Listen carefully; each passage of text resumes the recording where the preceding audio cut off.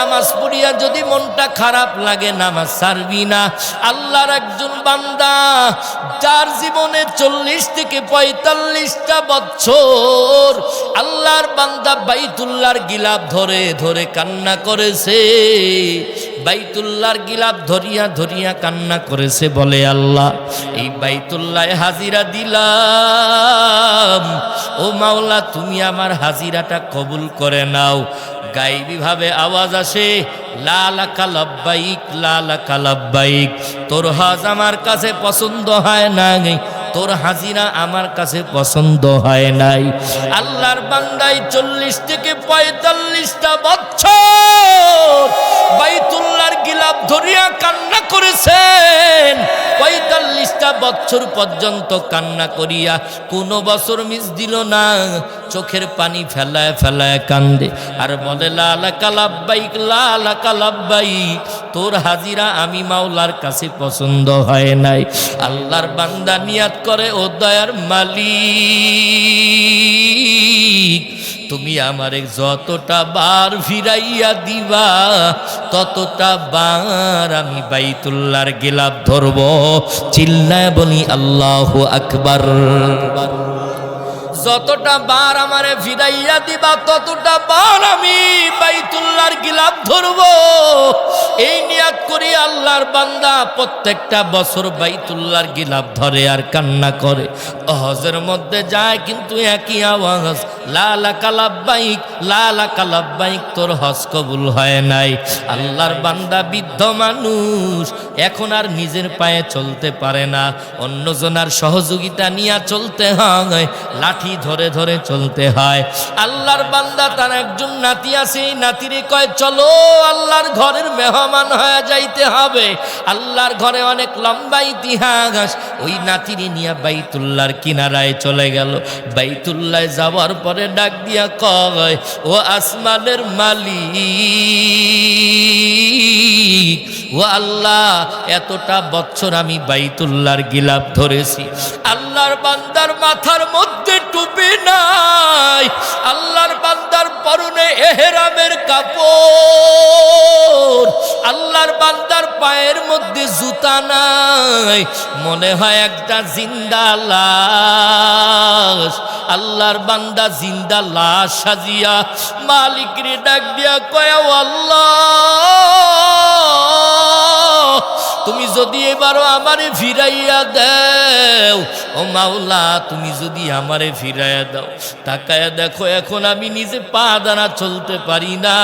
এতটা বছর আমি বাইতুল্লাহর গিলাফ ধরে কান্না করেছি, ও আল্লাহ তুমি আমারে ফিরাইয়া দিছো, ও আল্লাহ এখন আমি আর নিজেও চলতে পারি না, ও মাওলা তুমি আমারে আর ফিরাইয়া দিও না। চোখের পানি ফেলাইয়া ফেলাইয়া কান্না করিয়া ঘুরতেছে। ও বাবা, এই আলোচনা শোনার আর আমার মূল মাকসাদ হলো, হাকিকত হলো, উদ্দেশ্য হলো আল্লাহর বান্দা বাইতুল্লাহর কিনারায় একটা বছর না, 2টা বছর না, 40 থেকে 45টা বছর বাইতুল্লাহর গিলাফ ধরে কান্না করেছেন। এরপর আওয়াজ আসে, লা লাকা লাব্বাইক, তোর বাইতুল্লাহ ধরা পছন্দ হয় নাই, তোর লব্বাইক আমার কাছে পছন্দ হয় নাই। ও বাবা, এমন করে আওয়াজ আসে আর পাঞ্জেগানা মসজিদে আমাদের নামাজের জন্য মুসল্লি নাই। কথা বলেন ঠিক না বেঠিক? ওই বাইতুল্লাহ যদি এই হালাত হইয়াই যায়, যেই বাইতুল্লাহ আমার আল্লাহর কুদরত, ওই বাইতুল্লাহ থেকে যদি আল্লাহ ভাগায়া দেয়, যাও তোমার লব্বাইক কবুল হয় নাই, তোমারে আমার পছন্দ হয় নাই, তাইলে বাবা যুবক তুমি বলো তোমার মসজিদে ফজরের সময় মুসল্লি আছে না নাই? মাঝে সাঝে ইমাম পড়ে আর পিছনে 4 জন দাঁড়ায়। কথা বলেন ঠিক না বেঠিক? এরে বাবা, এত বড় আফসুস, ওই বাইতুল্লাহ থাকি আমার মালিক ধাক্কা দিয়া তারায়া দিতেছে, চলে যাও। তোমার লব্বাইক আমার কাছে পছন্দ হয় নাই। আর তুমি বাংলার জমিনে মসজিদে 1 ওয়াক্ত নামাজ পড়লে 4 ওয়াক্তই পড়ো না। ও বাবা, আবার কেউ একটা ওয়াক্তও সেজদা দাও না। মাঝে সাঝে তুমি সপ্তাহে শুক্রবারের দিন যাও, জুমার সালাত আদায় করিয়া আরো 4 রাকাত সুন্নাত নামাজ আছে, এটাও বান্দা তুমি পড়ো না। আল্লাহ তোমার উপরে কেমন ভাবে খুশি হইয়া যাবে। ওই বাইতুল্লাহর কিনারায় দাঁড়াবার পরেও যদি আল্লাহ ভাগায় দেয়, আর এই মসজিদে 5 ওয়াক্ত নামাজ পড়লে বাবা, এরপরেও আমার আল্লাহ আমার উপরে খুশি না বেজার জানার কোনো উপায় নাই। এরে আল্লাহর বান্দা যুবক, পায়ে হাত দিয়া বলি আর নামাজ ছাড়বি না রে যুবক। ও যুবক ভাই, 5 ওয়াক্ত নামাজ ছাড়বি না। আল্লাহর বান্দা চোখে পানি নিয়া যখন একবারে দিলের শেষ তওবা মনে করিয়া আল্লাহকে বলে, তুমি যতবার আমারে ঘুরাইয়া দিবা, এবারও আওয়াজ আসতেছে লা লাকা লাব্বাইক, লা লাকা লাব্বাইক। নাতি বলে, দাদা তুমি কি কোনো আওয়াজ শুনতে পাও? দাদায় বলে, তুমি কি কোনো আওয়াজ শুনছ? নাতি জবাব দিয়া বলে, হ্যাঁ আমি একটা আওয়াজ শুনছি, যেটা হলো লা লাকা লাব্বাইক। লা লাকা লাব্বাইকের মানেটা কি? বলে, তোমার হজ পছন্দ হয় নাই, আল্লাহর কাছে কবুল হয় নাই। এবার নাতি জবাব দিয়া বলে, ও দাদা, যেই আল্লাহকে হাজিরা দিতে আসছো, ওই আল্লাহ যদি বলে তোমারে পছন্দ হয় নাই, বলো তুমি কোন দরওয়াজায় আর যাওয়া? দাদায় চোখের পানি ছেড়ে দিয়া বলে, ও নাতি, তুই তো একটা বার শুনলি। আমার জীবনে আমি 40 থেকে 45টা বছর আমি যতটা বার বাইতুল্লাহর গিলাফ ধরেছি, ততটা বার আমি শুনেছি তোরে আমার পছন্দ হয় না। বল, ওই মাওলার দরওয়াজা ছাড়া অন্য কোনো দরওয়াজা আসেনি? বল, আমার আল্লাহর দরওয়াজা ছাড়া কোনো ভিন্ন দরওয়াজা কি আছে? নাতি জবাব দিয়া বলে, আল্লাহর দরওয়াজা ছাড়া অন্য কোনো দরওয়াজা নাই, আমার রহমানের দরওয়াজা ছাড়া অন্য কোনো দরওয়াজা নাই, আমার গফফারের দরওয়াজা ছাড়া অন্য কোনো দরওয়াজা নাই। দাদাই বলে, এই জন্যই তো আমি এই বাইতুল্লাহ ছাড়ি না। আমার যতই কষ্ট হোক, আল্লাহ আমারে যতবার ফিরাইয়া দিবে, ততটা বার আমি এই বাইতুল্লাহ ধরে ধরে কান্না করব, বাইতুল্লাহ ছাড়ব না। কাফনের কাপড়ের মতো এহরাম পরিয়া এবার আল্লাহকে ডাক দিয়েছেন। আল্লাহ দিল থেকে ডাক দেওয়ার সাথে সাথে আমার মালিক বলে, লব্বাইকা ইয়া আবদি। আল্লাহু আকবার বলেন। আল্লাহ বলেন, লব্বাইকা ইয়া আবদি। কি বলবি বান্দা বল, কি বলবি বান্দা বলো, আমি আল্লাহ তোমার জন্য হাজির। আল্লাহু আকবার বলেন। আল্লাহ বলেন, লব্বাইকা ইয়া আবদি, ও বান্দা তুমি আমারে কেন ডাকো? কি বলবি বল। আল্লাহর বান্দা চোখের পানি ছাইড়া বলে, মালিক, এই আওয়াজটা যদি তোমার পক্ষ থেকে হয়, বিগত এতটা বছর আমারে ঘুরাইয়া দিছো, আজ বলেছো কি বলবি বল। ও আল্লাহ, শেষ বয়সে বাইতুল্লাহ ধরেছি, তুমি আমার জিন্দেগির গুনাহগুলা মাফ করে দাও। আমার আল্লাহ ওই বান্দার জীবনের সব গুনাহগুলা মাফ কইরা দিছে। আমাদের জিন্দেগির মালিক আল্লাহ, হায়াতের মালিক আল্লাহ। ওয়ালাকাদ কাররামনা বনি আদম ওয়া হামালনাহুম ফিল বাররি ওয়াল বাহরি। এই আদম সন্তান, আল্লাহ আমাদেরকে এত দামি করে বানাইলেন। আল্লাহ এত দামি করে বানাবার পিছনে উদ্দেশ্যটা কি জানো? তোমার আমার চাইতে আমার আল্লাহ বড় বড় প্রাণীরে আমার আল্লাহ জঙ্গলার জমিনের মধ্যে রাখছেন। কিন্তু ভয়, আমার তোমার মতো 3.5 হাত বডির আল্লাহর কাছে বড় দাম। কিন্তু তোমার চাইতে আমার চাইতে বড় বড় প্রাণী আমার আল্লাহ জঙ্গলায় রেখে দিয়েছেন। যেমন বড় মোটা তাজা হাতি, অনেকে বলেন হুজুর বাপদাদারে কিচ্ছা কাহিনী বলবেন না, কোরআন থেকে বয়ান করেন। আল্লাহর জাতের কসম, এই সারা দুনিয়ার জমিনে যদি কোনো মানুষকে প্রশ্ন করা হয়, মানুষ বড় বড় আলেম রাজা যারা, তাদেরকে জিজ্ঞাসা করবেন, যারা তাফসীর লেখেন, এই কোরআনের ভিতরে কত আয়াত? ৬,৬৬৬টা। কত? টোটাল আয়াত কত? কিন্তু এই আয়াতের ভিতরে কোন কোন শরিয়াত জারি আছে, কোন কোন শরিয়াত এখনো বন্ধ হয়ে গেছে, কোন কোন শরিয়াতের বিধান চালু আছে, এই সব বিধানের আয়াতগুলি মাওলানারা পড়ে পড়ে পড়ে তারা বয়ান করেন। বলেন, কোরআনে সূরা ফিলের ভিতরে হাতির কিচ্ছা আছে না নাই?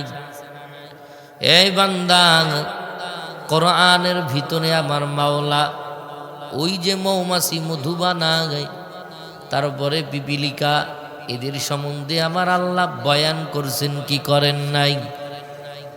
যারা বলবে কোরআন শুধু কিচ্ছার কাহিনী না, এই কোরআনকে সারা দুনিয়ার যত বড় বড় আলেমরা আছে বলেছে, কোরআনের বেশি অংশটা আমার আল্লাহ ওলিদের কথা।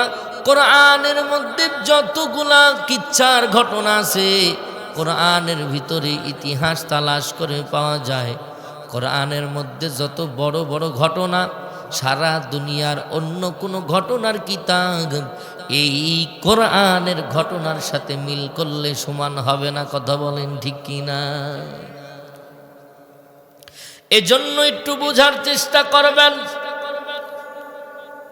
আল্লাহ আমাদেরকে ডাক দেয়া বলেন, ও পৃথিবীর মানুষ,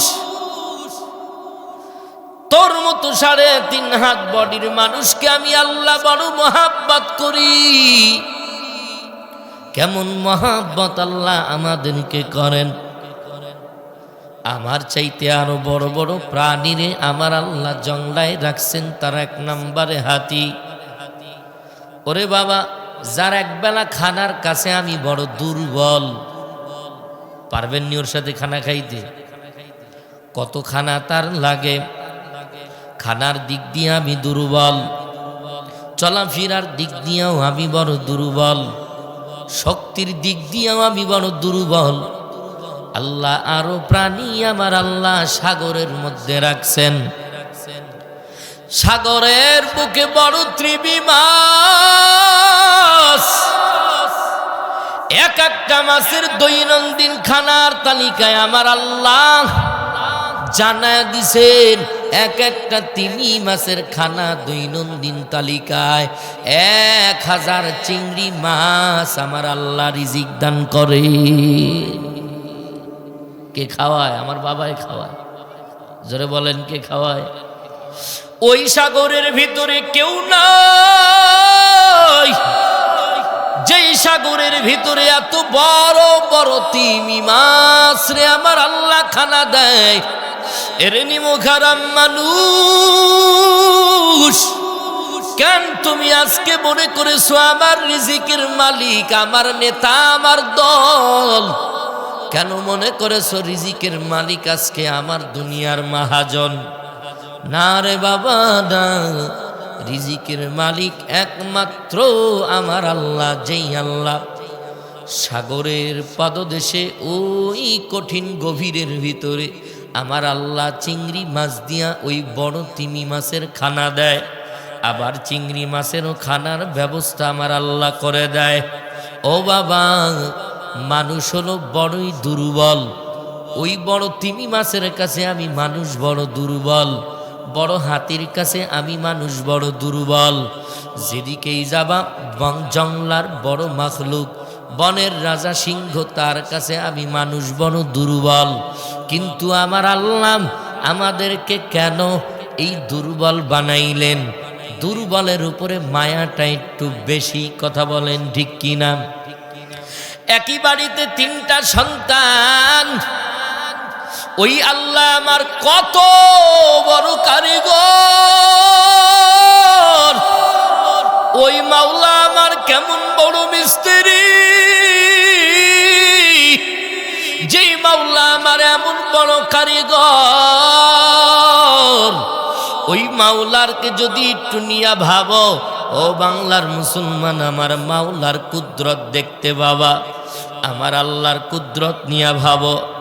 একই মায়ের তিনটা সন্তান, বাবাও একটা মাও একটা, একটা ফ্যাক্টরি থেকেই তিনজন মানুষ জন্মগ্রহণ করল। কিন্তু বাবা তাকায় দেখ, তিনটা মানুষের তিনটা আল্লাহ চেহারা দান করলেন। তিনটা মানুষের সাথে একজনের সাথে আরেকজনের চেহারা মিল নাই, কণ্ঠের আওয়াজের সাথে মিল নাই। সব কিছু বাদ দিয়া দিলাম, আঙ্গুলের ফিঙ্গারের দিকে যদি তাকাইয়া দেখো, একটা একই ফ্যাক্টরি থেকে তৈরি, একই বাবা একই মা, কিন্তু আঙ্গুলের ফিঙ্গারের সাথে এক ফ্যাক্টরি থেকে আসলো, একই বাবার নাপাক পানি থেকে আসলো, কিন্তু একজনার আরেকজনার আঙ্গুলের ফিঙ্গারের সাথে আরেকজনার আঙ্গুলের মিল নাই। আসেনি? তাইলে ওই আমার আল্লাহ কত বড় কারিগর, কত বড় কারিগর আমার ওই মালিক, যেই মালিক আমার আল্লাহ। এই জন্য আল্লাহ বলেন, ও বান্দা, তোমার রিজিকের মালিক আমি আল্লাহ, সম্মানের মালিক আমি আল্লাহ, ইজ্জতের মালিক আমি আল্লাহ। ও বান্দা, রিজিক নিয়া ভাববা না। কিন্তু আমরা এমন খাওয়ানা পাটি হয়ে গেলাম যে আল্লাহ রিজিক দেয়, ওই আল্লাহকে আমরা ডাকি না। আমরা দুর্বল থাকার কারণে আল্লাহ আমাদেরকে কেমন ভালোবাসেন, আমরা বড় জাইফ, বড় দুর্বল, এরপরে আল্লাহ আমাদেরকে কেন মহাব্বত করেন। এক্সাম্পল, উদাহরণ, বাবাই প্রবাসের জমিনে থাকে, প্রবাস থেকে ছেলের জন্য আলাদা বাজার, মেয়ের জন্য আলাদা বাজার, স্ত্রীর জন্য আলাদা বাজার, নিজের জন্য আলাদা বাজার, সবার জন্য আলাদা আলাদা করলো। দামি একটা ফোন, যেই ফোনের নাম হলো আইফোন, চিনেননি আপনারা? দামি একটা ফোন, যেই ফোনের নামটা হলো আইফোন, এই ফোনটা বাবাই নিয়ে আসছেন। বাবাই নিয়ে আসার পরে বাড়ির মধ্যে বড় সন্তানের বয়সটা প্রায় 15 থেকে 16 বছর, আর একটা ছোট সন্তান আছে যার বয়স কেবলমাত্র 5 বছর। এবার বাবাই সবসময় ছোট সন্তানদের একটু আদর মহাব্বত বেশি করে, ঠিক নেই? মায়া বড় বেশি করে। বড় সন্তানটা ফোনটারে হাত দিছে, বাবাই বড় ধমক, জোরে করে একটা ধমক দিয়েছেন। বাবাই ধমক দেওয়ার কারণে বড় সন্তান ফোনটা রাখিয়া দিয়া দূরে চলে গেল, ফোনটা আর ধরল না। কিন্তু এই বাবাই ওয়াশরুমের মধ্যে গেল, আর 5 বছরের ছোট বাচ্চাটা ফোনটা হাতের মধ্যে নিল, নেওয়ার পরে বিসমিল্লাহ বলিয়া ফ্লোরের সাথে বাড়ি মারল। মোবাইলটা ভেঙে চুরে চুরমার হয়ে গেল। এরপরে আবার মোবাইলটা উঠাইয়া এক মগ পানির মধ্যে বিসমিল্লাহ বলে সুবায় আর উঠায়, সুবায় আর উঠায়। বাবাই বাথরুম থেকে বের হইয়া দেখি সর্বনাশ, মোবাইলটা কই। মোবাইল দেখে ছোট বাচ্চাটা পানির মধ্যে উঠায়, আবার পানির মধ্যে ডুবায়। বাবা এবার সন্তানের দিকে চোখটা একটু বড় করে শুধু তাকাইছে, আর সন্তান হাউ মাউ করে চিল্লায় কান্না শুরু করেছে। ধমক দিছেনি, মারছে, শুধু কি করছে, চোখ রাঙায় একটু তাকাইছে। এর যুবক, বাবাই সন্তানের দিকে শুধু চোখ দিয়া একটু তাকাইছে, আর সন্তান হাউমাউ করে কান্নার আওয়াজ। বাবায় দৌড়ায় যা বলে, না না বাবা, আমি তোমারে বকা দিই নাই, আমি তোমার দিকে চোখ গরম করে তাকাই নাই, আমি তো তাকাইছি তোমার বড় ভাইয়ার দিকে, তুমি কাঁদিও না। বুঝে নেন বাবা, বড় সন্তানটা ফোনে শুধু হাত দিছে তাই বকা, তারায় দিল। আর ছোট সন্তানটা ফোনটারে ফ্লোরের সাথে বাড়ি দিল, পানির মধ্যে চুবাইলো। এক পর্যায়ে দামি ফোনটা ভেঙেই ফেলল। এরপরেও ছোট সন্তানটারে বকা না দিয়া কুলে উঠায় নিল। কারণটা কি? বলে আমার বড় সন্তান তো বড় সবল, আর আমার ছোট সন্তানটা এ বড় দুর্বল, এর বড় শক্তি নাই, এ বড় দুর্বল। এই জন্যই তো আমি আমার ছোট সন্তানটা বুঝে না, এ বড় দুর্বল, এই জন্য আমি আমার ছোট সন্তানটারে বকা দিই না। ও বাবা, আল্লাহ ঠিক এমন ভাবে করিয়া হাতির গায়ে আল্লাহ শক্তি দিয়েছেন। খানার বেলায় আমরা মানুষ বড় দুর্বল, চলাফেরার দিক দিয়া বড় দুর্বল, শক্তির দিক দিয়া ওর কাছে আমরা বড় দুর্বল। কিন্তু আমার আল্লাহ বলে দিলেন, এই মাখলুক, এই সারা দুনিয়ার জমিনের ভিতরে যত মাখলুক আমি আল্লাহ বানিয়েছি, সব মাখলুককে আমার আল্লাহ জানায়া দেয়, আসমান আমি আল্লাহ বানাইলাম আমার আদম সন্তানের জন্য। রব্বানা মা খালাকতা হাযা বাতিলা, আমার আল্লাহ আসমান বানাইলেন আদম সন্তানের জন্য, জমিন আমার আল্লাহ বানাইলেন আদম সন্তানের জন্য। আল্লাহ বলে, সাবধান, ও যারা আলাদা মাখলুক আছো, জানোনি আমি আমার আদম সন্তান রে কত মোহাব্বত করি। আল্লাহ আরো ভিন্ন আয়াতে ডাক দিয়া বলেন, লাকাদ খালাকনাল ইনসানা ফি আহসানি তাকওয়িম। আল্লাহ ডাক দিয়া বলেন, এই দুনিয়ার মানুষ, আমি আল্লাহ তোমাদেরকে উত্তম চেহারা দান করেছি, এত সুন্দর চেহারা আমি দান করেছি, যেই চেহারার ভিতরে এত মায়া আমি আল্লাহ দিয়েছি, এই চেহারার মতো সুন্দর চেহারা আমি দুনিয়ার কোনো মাখলুক আমি আল্লাহ বানাই নাই। চিৎকার করে বাঙালি মুসলমান বলা যাবে কি সুবহানাল্লাহ? আল্লাহ এত আদর করে আমাদেরকে বানাইছেন, সুন্দর চেহারা দিয়ে আল্লাহ আমাদেরকে বানাইছেন। এজন্য আল্লাহ নিজেই বলে দিলেন, ইনসানা ফি আহসানি তাকওয়িম। আল্লাহ এত সুন্দর চেহারাকা অধিকারী আল্লাহ আমাদেরকে বানায় দিলেন। ভিন্ন কোনো মাখলুককে এত সুন্দর করে আমার আল্লাহ বানায় নাই। এবার আসেন, ওই আল্লাহকে চিনি না, ওই আল্লাহকে বুঝি না, ওই আল্লাহকে না চিনিয়া মাঝে সাঝে আমরা পথ হারাইয়া আমাদেরকে যদি ডাক দেয় দেওয়ানবাগি, ওদিকে দৌড় দিই। ভণ্ড পীর যদি ডাক দেয় ওদিকে দৌড় দিই। যদি তার নামাজ নাই, রোজা নাই, কিছুই নাই, আগেই ভক্ত বিড়ি টানত, এরপরে ওর সোহবত পাওয়ার পরে ভক্ত এখন গাঞ্জা টানে। এমন পীর আছে না নাই?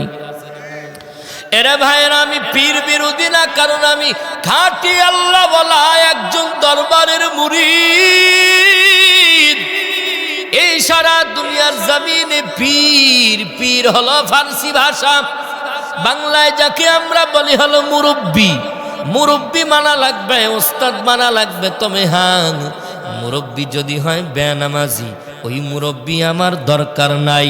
মুরব্বী যদি হয় গাঞ্জাখোর, ভক্ত 2 দিন পরে হবে মদখোর। কথা বলেন ঠিক কিনা? আর যদি মুরব্বী হয় নামাজি, তাইলে যেই ভক্ত নামাজ পড়তো না, ওই ভক্ত হবে নামাজি। ওরে বাবা, মুরব্বী হয় যদি তাহাজ্জুদ গুজারওয়ালা, তাহলে ভক্ত যে 5 ওয়াক্ত নামাজ পড়তো না, ও হবে নামাজওয়ালা। এরে বাবা, দিলের মধ্যে মুরব্বীদের যত আমল লাগানো থাকবে, ভক্তবৃন্দর আমল ততই আস্তে আস্তে বাড়ায়া যাবে। আর যদি আমার মুরব্বী হয় বড় শায়েখ, কিন্তু এ হলো শয়তানে আজম, এ হলো পীর না, এ হলো পীর না। এমনও দরবার শরীফ আছে যেখানে গেলে বলা হয়, মা বাবা লাগবে না, কিছুই লাগবে না, আজ থেকে আমি হলাম তোর বাপ মা। ও হলো বড় শয়তান। কথা বলেন ঠিক কিনা? কারণ পৃথিবীর জমিনে সবচাইতে বড় মুরব্বী হলো আমাদের মা বাবা, এরপরে আমাদের উস্তাদ, এই মুরব্বীদেরকে ওভারটেক করিয়া যদি কেউ বলে তোর কোনো মুরব্বী দরকার নাই, আমি হলাম তোর মুরব্বী, হলো টাটকা শয়তান। ভাইরা আমার, এই বাংলার জমিনে আমি যে আয়াতটা আমি আপনাদের সামনে তেলাওয়াত করেছি, এই আয়াতের উপরে আমি কিছু আলোচনা করব, আর পরে সামন দিকে আগাবো। আল্লাহ যদি আমাদেরকে তৌফিক দান করে দেয় তাহলে ইনশাল্লাহ সামন দিকে আগাবো। রাজি আছেন নি আপনারা? এতদিন পর্যন্ত বলেন আমি আপনাদের এলাকায় কি মন্ত্রী হইতে আসছি, এমপি হওয়ার জন্য? না না, বিগত 16টা বছর যারা আমাদেরকে ডিরেকশন দিয়েছেন,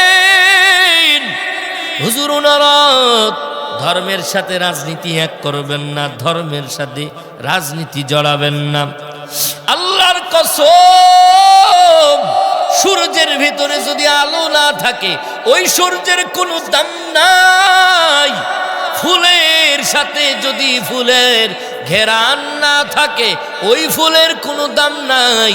যদি ধর্মের সাথে রাজনীতি নাই, যদি কোনো মানুষ বলে, আল্লাহর কসম ওই মানুষটার কথার ভিতরে কোনো দাম নাই। ধর্মের সাথে রাজনীতি আছে কিনা তুমি একটু বুঝো, আমার কাছে আসো, মুখস্থ করবেন। আমি প্রায় মাহফিলে এখন বলতেছি, বলেন রাজনীতিবিদ কাকে বলে? রাজনীতি শেখ মুজিবুর রহমান সাহেব, আমি আগেই বলেছি আমি কোনো দলকে টার্গেট করে বলবো না, দোয়াও চাই মাপও চাই, তবে যেটা হক কথা এটা বলতে হবে। কথা বলেন ঠিক কিনা? আজ হক কথা বন্ধ হয়ে যাওয়ার কারণে আবারও যদি আমরা সুযোগ দিই, বিগত সময়ের মতো আবারও বেঈমানরা আলেমদের গলা চেপে ধরার সাহস উচ্চারণ করবে। কথা বলেন ঠিক কিনা?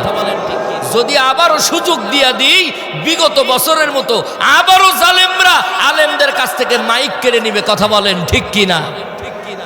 ও বড়া মুইতা পানি লয় না, হাগা পিন্টু বইরা এসে আলেমরে কয়। এই যে মাঝে সাঝে আমার রাজশাহীর বাগমারার এক প্রাণপ্রিয় বক্তা ছিল হাফেজ আফতাব, উনি বয়ান করতেছিল ঢাকায়, উনার স্টেজের উপরে মা তুলিয়া বাজে ভাষায় গালি দিয়েছে। কারণটা কি? ভাস্কর্যের বিরুদ্ধে কথা বলার জন্য।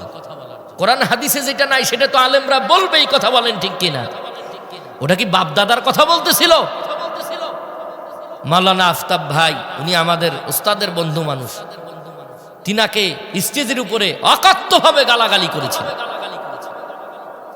এই সাহস সারা বাংলার জমিনে আর হইতে দেওয়া যাবে না। কথা বলেন ঠিক কিনা?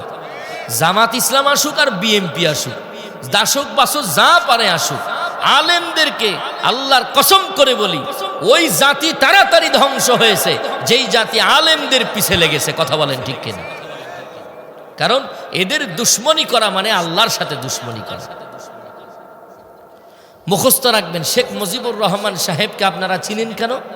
খুব শর্টকটে বলি, উনি রাজনীতিবিদ, উনি প্রধানমন্ত্রী ছিলেন, রাজনীতি করেছেন এই জন্য, ঠিক নেই? জিয়াউর রহমান সাহেবকে চিনেন কেন? প্রধানমন্ত্রী ছিলেন, রাজনীতি করেছেন, ঠিক না?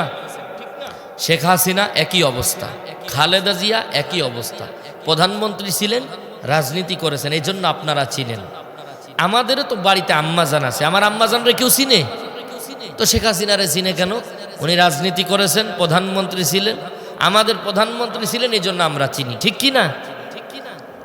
তাহলে এই বয়ানটা যারা বলে ধর্মের ভিতরে রাজনীতি আনবেন না, আমি তাদেরকে উচ্চ আওয়াজে বলতে চাই, আল্লাহকে সাক্ষী ও হাজের ও নাজের করে বলতেছি, যারা বলবে ধর্মের মধ্যে রাজনীতি আনবেন না, খোদার কসম তারা রাজনীতি করে না, তারা করে বাজনীতি আর পেটনীতি। কথা বলেন ঠিক কিনা?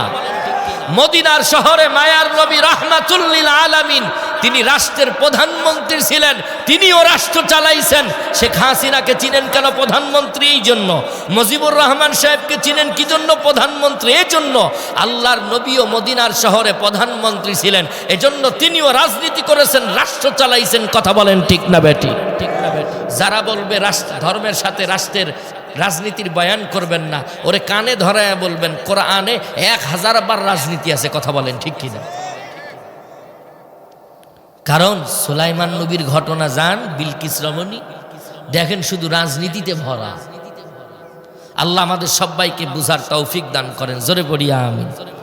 আর একটা দোয়া করি সারা বাংলার জমিনে যারা আজকে মাফিয়া, যে সমস্ত মানুষগুলা অন্যর সন্তানকে হত্যা করো, যে সমস্ত মানুষগুলা টাকার বিনিময়ে অন্য ভাইয়ের গলায় ছুরি ধরো, জোরখুরি করো, আমাদের রাজশাহীর ভাষা আছে, যারা জোরখোর, আল্লাহর কসম করে বলি, যারা জুলুম করেছো, ওই যে ঢাকার বুকে আমার প্রাণপ্রিয় যুবক ভাই হাদি ভাইকে যারা গুলি করে হত্যা করেছে, আল্লাহর কসম এদের বিচার যদি কেউ না করে আল্লাহ দুনিয়ার জমিনেই দেখাইয়া দিবে। কথা বলেন ঠিক কিনা? এ সোনার তরুণ যুবক ভাই কি অপরাধ করেছিল? যেই সোনার যুবক ভাইরা মুস্কি হাসি দিয়া কথা বলছিল, যদিও সাক্ষাৎ ভাবে আলেমদের সাথে তার মোলাকাত, কথাবার্তা, সে কোনো সময় আলেম বিরোধী কথা বলে নাই। তাকে খুন করা হয়েছে, তাকে গুলি করা হয়েছে একটাই কারণ, এই পচা রাজনীতির কারণ। চিল্লায় বলেন ঠিক কিনা? আর আমাদের হাদি ভাইয়ের মতো প্রাণপ্রিয় যুবক ভাইদের রক্ত আমরা ঝরতে দেব না। চাঁদাবাজ, ধান্দাবাজ, টেন্ডাবাজদেরকে আমরা রাজনীতির ময়দানে দেখতে চাই না। কথা বলেন ঠিক কিনা? আল্লাহ আমাদের এমন একজনকে তুমি এই বাংলাদেশের খাদেম বানায়া দাও, যারা কোরআনের ও দ্বীনের খেদমত করতে পারে। জোরে বলিয়া আমিন। আমার প্রাণপ্রিয় হাদি ভাইয়ের জন্য দোয়া করি, আরো যারা শহীদ হয়েছেন এই বাংলার জমিনের জন্য, আল্লাহ সবাইকে জান্নাত নসিব দান করেন। জোরে বলিয়া আমিন। ভাইয়ের আমার, আল্লাহর দয়া সম্বন্ধে আমি কিছু বয়ান করছিলাম। এবার আমি আমার পর্ণকিত আমি যে আয়াত পড়েছি, এই আয়াতের উপরে আমি আলোচনায় ঢুকবো, আগাবো ইনশাল্লাহ। وَأَمَّا مَنْ خَافَ مَقَامَ رَبِّهِ وَنَهَى النَّفْسَ عَنِ الْهَوَى فَإِنَّ الْجَنَّةَ هِيَ الْمَأْوَى। আল্লাহ ডাক দিয়ে বলেন, ও পৃথিবীর মানুষ, আমি আল্লাহ জানায়া দিলাম, আমি আল্লাহর আদালতে দাঁড়াবার ভয়, আমি মাওলার আদালতে দাঁড়াইয়া সাক্ষী দেওয়ার ভয়। কোন বান্দা যদি গুনাহ থেকে মুখটা ফিরায় নেও, আল্লাহ বলেন আমার জাহান্নামের আগুনের ভয়। কোন বান্দা যদি মুখটা ফিরায় নেয়, আমার আল্লাহ বলেন ফাইন্নাল জান্নাতা হিয়াল মাওয়া, আমি আল্লাহ ওই বান্দাকে বিনা হিসাবে জান্নাত দিয়া দিব। আল্লাহর নবী বলেন লা তাআতা লি মাখলুকিন ফি মাসিয়াতিল খালিক, আল্লাহকে বেজার করিয়া ভিন্ন কোনো মাখলুকের ইবাদত করা যাবে না। আল্লাহকে বেজার করিয়া দলের কথা মানা হারাম, আল্লাহকে বেজার করিয়া স্ত্রীকে রাজি খুশি করা হারাম, আল্লাহকে বেজার করিয়া আমার ভাইকে রাজি খুশি করা হারাম। যদি করে ফেলে দিই, এটার নামই হলো জুলুম, এটার নামই হলো শিরিক। আল্লাহ বলেন আমি মালিকের কুদরতের ঘ্রাণ যদি কেউ পাইতে চাও, আল্লাহ বলেন ফামান কানা ইয়ারজু লিকা রাব্বিহি ফালইআমাল আমালান সালিহা ওয়ালা ইশরিক বিইবাদাতি রাব্বিহি আহাদা।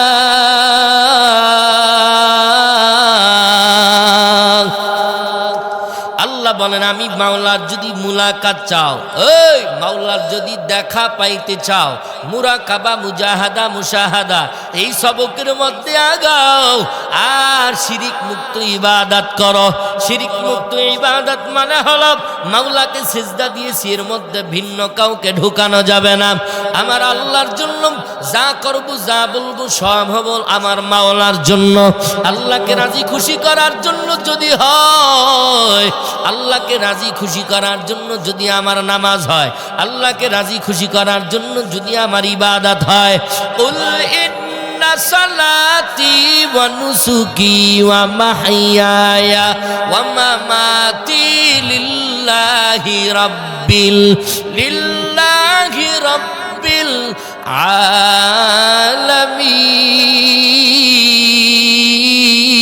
আলামিন। আল্লাহু আকবার বলেন। আল্লাহ বলবেন যা করবা, যা বলবা, যদি আমি মাওলাকে রাজি খুশি করার জন্য হয়, আমি আল্লাহকে যদি রাজি খুশি করার জন্য হয়, আমি আল্লাহ এত খুশি, আর আমি মাওলার ইবাদতের মধ্যে শিরিক ঢুকানো যাবে না। যে বয়ানটা সামনের দিকে আমি টানতেছি, বলেন এই রাজ্য চালাইছেন কত বাদশারা, যারা রাজ্য চালাইছেন খলিফাতুল মুসলিমিন ওমর, এদের রাজ্য চালানোর মধ্যে দেখবেন জনগণের আমানতের খেয়ানত করে নাই, এরা জনগণের উপরে জুলুম করে নাই। এই খলিফাতুল মুসলিমিন ওমর রাজ্যের কাছে চিঠি পাঠাইয়া দিল, রাজ্যের কাছে চিঠি পাঠাইয়া দিয়া বললেন, হযরত আমি 2 মাসের অগ্রিম বেতন আপনার কাছে চাই। খলিফাতুল মুসলিমিন চিঠি লিখলেন আবু উবাইদা ইবনুল জাররার কাছে, চিঠি লিখলেন 2টা মাসের অগ্রিম বেতন আমি চাই। আবু উবাইদা ইবনুল জাররা চিঠি খুলিয়া এই লেখা দেখিয়া ওমরকে প্রশ্ন করলেন চিঠির মধ্যে, ওমর বলেন আপনি যে 2টা মাসের অগ্রিম বেতন চেয়েছেন, আমি আবু উবাইদা ইবনুল জাররা নিজে আমি 2 মাসের বেতন অগ্রিম নিয়ে আসব, কিন্তু আমি 2টা প্রশ্ন করব। এই 2টা প্রশ্নের উত্তর যদি আপনি দিতে পারেন, তাহলে আমি আবু উবাইদা ইবনুল জাররা আমি নিজে আপনার কাছে বেতন নিয়া আমি হাজির হয়ে যাব। কয়টা প্রশ্ন? 2টা। 1 নাম্বার প্রশ্ন, বলেন আপনি যে বেঁচে আছেন, আল্লাহ আপনারে বাঁচায় রাখছেন, আপনি আগামী আরো 1 ঘন্টা বাঁচবেন কিনা তার গ্যারান্টি দেন, আসেনি? আল্লাহ আপনাকে আরো 1 সপ্তাহ বাঁচাবে, আর কোনো গ্যারান্টি আছে? এই ময়দানে যারা আজকে বয়ান শুনতে আসছেন, জানি না কেউ যেন, আল্লাহ যদি চায়, আমি জুবায়ের আহমদ বয়ান করতেছি, ওরে কয়েকদিন আগেই তো দেখলাম স্টেজের মধ্যে আল্লাহর বান্দা বয়ান করতেছে। হঠাৎ করিয়া বয়ান করতে করতে আল্লাহ যে নিজেকেও জান্নাতে যাওয়ার জন্য, আহাল পরিবারকেও যাওয়ার জন্য দাওয়াত দিয়েছেন, কু আনফুসাকুম ওয়া আহলিকুম নারা, এই আয়াতটা পড়লেন। পড়ার পরে বয়ান কেমন করবেন? আল্লাহর বান্দারে মালাকুল মাউত স্টেজের মধ্যে আমার আল্লাহ ধপ করে জানটা নিয়ে নিলেন, বক্তা সাহেব স্টেজের ভিতরে ইন্তেকাল করে ফেললেন। এমন ইতিহাস নাই? আছে না নাই? তাহলে হায়াতের কোনো বিশ্বাস নাই। প্রশ্ন করলেন, ওমর আপনাকে যে আমি 2 মাসের অগ্রিম বেতন দিব, বলেন আপনি যে আগামী 1 ঘন্টা বাঁচবেন তার কোনো গ্যারান্টি আছে? অথবা 2 ঘন্টা বাঁচবেন তার কোনো গ্যারান্টি নাই। এবার খলিফাতুল মুসলিমিন ওমর বলে, আসলেই তো তাই, আমি 1টা ঘন্টা বাঁচবো কিনা তার কোনো গ্যারান্টি নাই। ও বাবা, আমি 1টা মাস বাঁচবো কিনা তার কোনো গ্যারান্টি নাই। 2 নাম্বার প্রশ্ন চিঠির মধ্যে লেখা, আপনি যেই সম্মানের চেয়ারে বসেছেন, এই চেয়ারে জনগণ আপনারে বসাইছে, বলেন এই চেয়ারে জনগণ আপনারে আগামী 1 ঘন্টা রাখবে, অথবা জনগণ আন্দোলন করিয়া আপনারে চেয়ার থেকে নামাবে। যদি বলেন ক্ষমতাটা আমার বাপ দাদার, তাইলে চেয়ারটা আপনার। আর যদি বলেন এই ক্ষমতার চেয়ারটা হলো জনগণের অধিকার, তাইলে আপনি সকালে আছেন, জোহরের সময় না থাকতে পারেন। চিল্লায় বলেন কথা ঠিক না বেঠিক? অতএব যেই চেয়ারে আপনি বসে আছেন, এই চেয়ারে জনগণ আপনারে রাখতেও পারে, না রাখতেও পারে। সকালে আছেন, আল্লাহর কসম, টাকা দিয়া সম্মান কিনে আনবি, ফজরের পরে ফজরের নামাজের পরে দিবি ফুলের মালা, আর জোহরের নামাজের পর হবে জুতার মালা। চিল্লা বলেন ঠিক না ঠিক? টাকা দিয়া সম্মান কিনে আনবি, ওই সম্মান এই আছে এই নাই। টাকার জোরে চেয়ারে বসবি, এই আছে এই নাই। আর আল্লাহর দেওয়া এলেমের বাহাদুরিতে যদি কেউ চেয়ারে বসে, ও যত মুরব্বী হবে, ও যত বয়স বাড়বে, আল্লাহর সম্মান আরো বৃদ্ধি করে দিবে, আরো বাড়ায় দিবে। সুবহানাল্লাহ। দেখেন নাই আহমদ শফি সাহেব আমাদের আলেমদের শিরোমণি হুইল চেয়ারে বৈশাও বুখারী শরীফ পড়াইছে, মানুষ তার জন্য কান্না করছে। এই যে আলেমগণ যারা যত বয়স হবে তত আল্লাহ তাদের সম্মান বাড়ায় দিবে। আগে হুজুরদেরকে এক কাপ চা খাওয়াইছেন, এখন দেখছেন হুজুর বয়স হয়ে গেছে, মহাব্বতের মানুষ, এখন চার সাথে একটা বিস্কিট লাগাই দিয়েছেন। কথা বলেন ঠিক কিনা? কারণ মুরব্বী হয়ে গেছে। এজন্য ভাইরা আমার আলোচনা যেই দিকে টানতেছিলাম, এই চেয়ার পাইয়া যদি কেউ মনে করে বাপ দাদার চেয়ার পাইয়া গেলাম, জীবনে আর কোনোদিন চেয়ার ছাড়তে হবে না, এই চেয়ার কোনোদিন আমার ছাড়া লাগবে না, যারা এমন বোকামি করবে। খলিফাতুল মুসলিমিন ওমর ডাক দিয়া বলেন, ও আল্লাহ, আবু বাইদা ইবনুল জাররাহ আমার চোখ খুলে দিয়েছেন, ও দয়ার মালিক, ও আল্লাহ, আবু বাইদা ইবনুল জাররাহ আমার চোখ খুলে দিয়েছেন। আমি 2 মাসের অগ্রিম বেতন চেয়েছিলাম, আমি যে আসলে 2 মাস বাঁচবো কিনা তার কোনো গ্যারান্টি নাই, 1 ঘন্টা বাঁচবো কিনা তার কোনো গ্যারান্টি নাই। ও আল্লাহর বান্দারা, যেহেতু দুনিয়াতে আমাদের চিরস্থায়ী থাকার জায়গা না, আল্লাহ বলেন বাল তুসিরুনাল হায়াতাদ দুনিয়া ওয়াল আখিরাহ, এই দুনিয়াটা সারা জীবন থাকার জায়গা না রে যুবক, এই দুনিয়াটা সারা জীবন থাকার জায়গা না। আল্লাহ এই দুনিয়াতে যেহেতু আমরা সারা জীবন থাকবো না, এজন্য আল্লাহর ইবাদত করে আমাদের দুনিয়া থেকে যাইতে হবে। চিল্লায়া বলেন ঠিক কিনা? সকলে পড়ি লিল্লাহি তাকবীর। প্রধান বক্তার আগমন। আয় আল্লাহ, এলাকাবাসীর পক্ষ থেকে লাল গোলাপ শুভেচ্ছা, জোরে বলেন মারহাবা। আমি হুজুরকে বসায় রেখে আমার পড়নীয় আয়াতের উপরে আমি একটু আলোচনা ফিনিশিং দিব 2টা মিনিট। হযরত একটু আগান, কারণ আলোচনা ফিনিশিং না দিলে আপনাদের মনের মধ্যে ধাক ধাক থাকবে। কথা বলেন ঠিক কিনা? এরে ভাইরা আমার, আল্লাহ বলেন বিনা হিসাবে জান্নাত দিয়ে দিব। আজকে আমাদের এখানে যেই যুবকরা মাহফিলের আয়োজন করেছেন, ও যুবক, ও যুবক, ও যুবক, পায়ে হাত দিয়ে অনুরোধ করে বলি, এই যুবক, নামাজ কোনোদিন ছাড়বি না। নামাজ যদি ভালো না লাগে, কত বড় বড় আল্লাহর বান্দারা নামাজ পড়িয়া যদি মনটা খারাপ লাগে, নামাজ ছাড়বি না। কারণ একটা ঘটনা উল্লেখ করে পাওয়া যায়, ঘটনাটা একটু মনোযোগ দিয়ে দিয়ে শুনলে বাবা। আজকে একটা সেজদা দিয়া মনটা বড় খারাপ, মাওলাকে সেজদা দিয়া আর ভালো লাগে না। আল্লাহর একজন বান্দা, আমার আল্লাহ সারা দুনিয়ার জমিন বানাইছেন, এই সারা দুনিয়ার জমিন আমার আল্লাহ প্রথম যখন আমার মাওলাই বানাইছেন, আল্লাহ বলেন ইন্না আউয়ালা বাইতিউ wudi'a লিন-নাসি লাল্লাযী বিবাক্কাতা মুবারাকাও ওয়া হুদাল লিল